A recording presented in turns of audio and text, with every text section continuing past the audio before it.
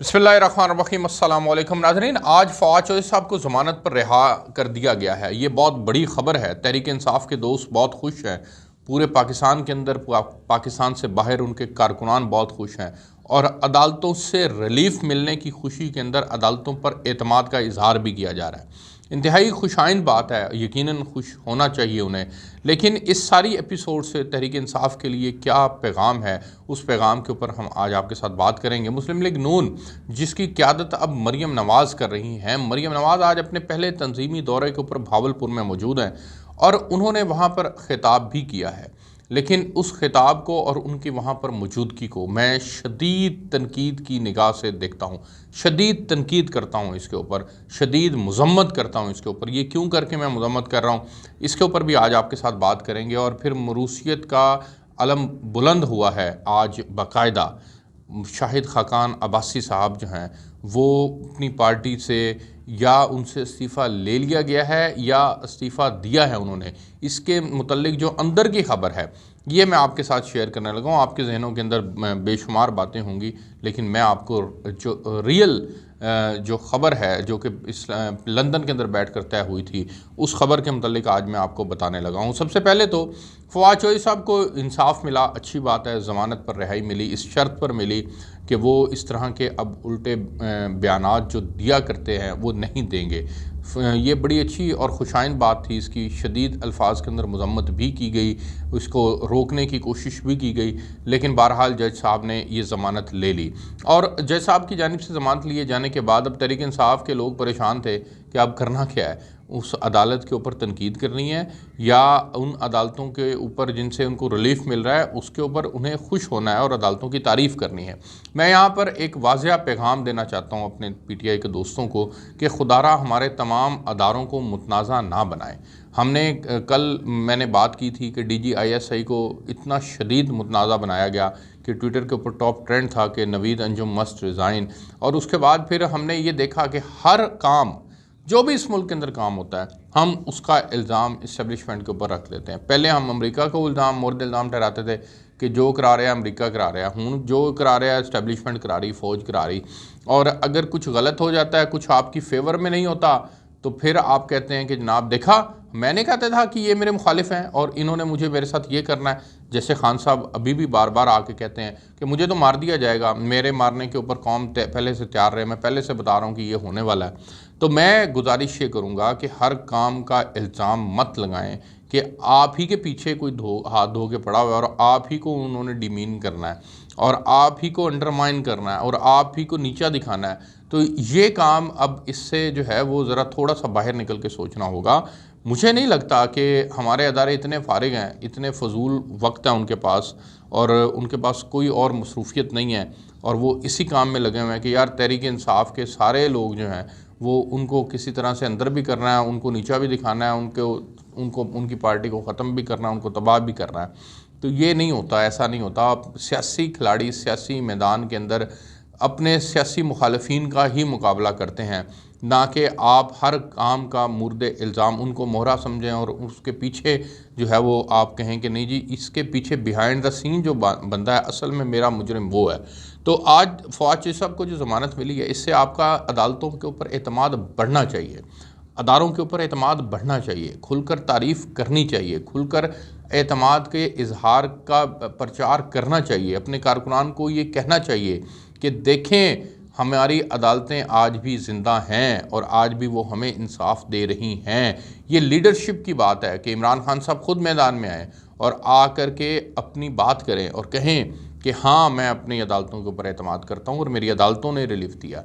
आदम सवाती को भी अदालतों ने रिलीफ दिया, शहबाज गिल को भी अदालतों ने रिलीफ दिया, आज फवाद चौधरी को भी अदालतों ने रिलीफ दिया और ख़ुद इमरान खान जिन्होंने एक सिटिंग जज के ऊपर तनकीद की थी, तौहीन अदालत की कार्रवाई उनके ख़िलाफ़ चल रही थी और फिर अदालत ने ख़ुद उनको रास्ता दिखाते हुए उनसे कहा कि आप अपने बयान से पीछे हटें और फिर उन्हीं अदालतों ने इमरान खान साहब को रिलीफ दिया। तो ये एक बहुत बड़ी अचीवमेंट है कि हमारी हमारी अदलिया आज भी इंडिपेंडेंटली कहीं ना कहीं काम ज़रूर कर रही है। मैं ये नहीं कहता कि हम बिल्कुल दूध के धुले हैं और बड़ा अच्छा काम कर रहे हैं और सारे के सारे फैसले जो हैं वो इंडिपेंडेंट हो रहे हैं, आइन और कानून की के मुताबिक हो रहे हैं। मैं ये नहीं कहता, कहीं ना कहीं मैनेज फैसले ज़रूर माजी के अंदर भी हुए हैं, शायद आज भी हो रहे हैं और शायद आइंदा भी होंगे। लेकिन हर काम का इल्ज़ाम जो है वो खुदारा इस्टेब्लिशमेंट के ऊपर मत दे। इसके ऊपर जो है वो अभी गौर करने की ज़रूरत है, क्योंकि वरना फिर वही कल वाली बात कि फिर आप अदारों के और कौम के दरमियान जो फासला है उसको बढ़ाने में किरदार अदा कर रहे हैं, ना कि उसको कम करने में। अब आ जाए मरीम नवाज़ का दौरा। मरीम नवाज़ को थोड़ी सी जो है वो ग्रेस का मुजाहरा करना चाहिए था और उनको बजाय आज भावलपुर जाने के आज उनको पेशावर जाना चाहिए था। इससे उनका कद काठ बढ़ता, इससे उनके ना सिर्फ कद काठ में इजाफा होता बल्कि पब्लिकली भी उनको अच्छा खासा पॉजिटिव रिस्पांस मिलता। मरीम नवाज़ उन 100 घरानों में जाती और हर घर में जाकर अपनी बात करती और कहती कि हम दहशतगर्दी के ख़िलाफ़ अब यकजा हैं, अब हम इस दहशतगर्दी को फिर से पनपने नहीं देंगे, हम इस दहशतगर्दी का किला कमा करेंगे। वो कहती, लेकिन बदकिस्मती से मरीम नवाज़ को अपना तंजीमी शेड्यूल ज़्यादा अजीज़ था और वो सियासी गुफ्तगू करने की गर्ज से भावलपुर के अंदर चली गई। लेकिन उनको कोई सारे ही मेरा ख्याल है अकलों पैदल ने किसी ने उनको मत नहीं दी कि जनाब ये भावलपुर की बजाय पेशावर जाए और पेशावर जाके बात करे। पहली तरजीह में पेशावर जाना चाहिए था। आप मेरे वीलॉग को सुनने के बाद आप कल चली जाएँ पेशावर, तो इससे फ़र्क नहीं पड़ेगा। फ़र्क इससे पड़ता कि आज आप भावलपुर की बजाय आज पेशावर जाती और पेशावर जाकर के बात करती, तो मैं समझता हूँ कि आपकी वो जो गिरी हुई साख है वो भी बहाल हो जाती। हाँ, एक और नुक्ता बड़ा इंपॉर्टेंट है कि क्या आप डर कर अवाम में नहीं जा रही, ये डर कर लोगों के घरों में नहीं जा रही। ये जो जलसे के अंदर जाना है ये अवाम में जाना नहीं है। अवाम में जाना कुछ और होता है कि आप इंडिपेंडेंटली हर घर को जाके टच करें और उनके दुख दर्द को सुने, उनके गम सुने। उन 100 घरानों के अंदर जो माएँ बैठी हैं, उन माओं के लख्ते जिगर उनसे चले गए, उनकी गुफ्तगू को सुने। ये है अवाम में जाना। और फिर उस दर्द को सुनने के बाद उसके लिए रेमेडी क्या हो सकती है उसका फिर ऐलान करें। फिर आपको माना जाएगा कि आप बड़े फैसले कर रही हैं और आप पार्टी को सही मानों के अंदर चलाने की सलाहियत रखती हैं। अगर ये उसी तरह से एक फ़ैसला है जो कि एक ज़िद और अना के ऊपर मबनी है, जिस तरह से माजी के अंदर वहाँ पर हमें देखने को मिला था क्वेटा के अंदर हज़ारा बरादरी की लाशों के ऊपर खान साहब नहीं गए थे। उन्होंने कहा नहीं, मैंने ब्लैकमेल नहीं होना लाशों से, और फिर उन्होंने बाकायदा तौर पर ये अनाउंस कर दिया था कि मैं लाशों से ब्लैकमेल नहीं होऊंगा। और फिर जब लाशें तदफीन कर दी गई तो फिर उसके बाद वो गए थे। तो मैं गुजारिश ये करूँगा मरीम साहिबा, आपने ये गलत फ़ैसला किया है। मैं आपके इस फ़ैसले की शदीद अल्फाज के अंदर मज़म्मत करता हूँ और मैं आपको कतन ये जो है वो इसको एक क्लियर कट मेरी तरफ से मैसेज समझ लें कि आपने अपने पाँव के ऊपर ये पहली कुल्हाड़ी मारी। आपको चाहिए था कि उन 100 घरानों के अंदर जाती। अब आ जाए मरूसियत कैसे ज़िंदा है और मरूसियत ने कैसे हमेशा जो है वो ज़िंदा रहना है। मुस्लिम लीग नून के अंदर सारे ओहदे अपने लोगों को दिए जाते हैं। ये एक आम राय है, किसी से भी पूछें, बच्चे को पता होगा कि बाप अगर वज़ीर-ए-आज़म है तो बेटा वज़ीर-ए-आला होगा, अगर बाप वज़ीर-ए-आज़म है तो बेटी चीफ़ ऑर्गेनाइज़र होगी, अगर बाप पार्टी का कायद है तो बेटी ने आगे फिर उसको लीड करना है, आगे बेटी का फिर बेटा तैयार हो रहा है, फिर जनाब भाई शोहर तैयार हो रहा है। इसी तरह से ये मरूसियत जो है वो हमेशा से पार्टियों को तबाह करती आई है और अपने अंदर ये डिक्टेटर्स होते हैं, अपने अंदर ये जमहूरियत पसंद नहीं होते। जमहूरी मुल्क में रहते हैं, जमहूरियत को ऑन करते हैं, लेकिन बदकिस्मती से आप डिक्टेटर होते हैं। और आज शाहिद खाकान अब्बासी जैसे आदमी से आपने इस्तीफ़ा ले लिया। होता यह है कि पार्टी के अंदर सीनियर नायब सदर का एक ही ओहदा होता है। नायब सदर बेशुमार होते हैं लेकिन सीनियर नायब सदर एक ही होता है, और वो थे शाहिद खाकान अब्बासी साहब। आपने अपनी बेटी को सीनियर नायब सदारत दे करके ना सिर्फ इस निज़ाम के मुंह के ऊपर ज़ोर से तमाचा मारा है, बल्कि उनकी लॉयल्टी के ऊपर भी तमाचा मारा है। शाहिद खाकान अब्बासी बेहतरीन किस्म के आदमी हैं, बहुत खुश इखलाक आदमी है, बहुत ही ज़्यादा जो है वो तहम्मुल बर्दाश्त करने वाले आदमी हैं, डाउन टू अर्थ आदमी हैं।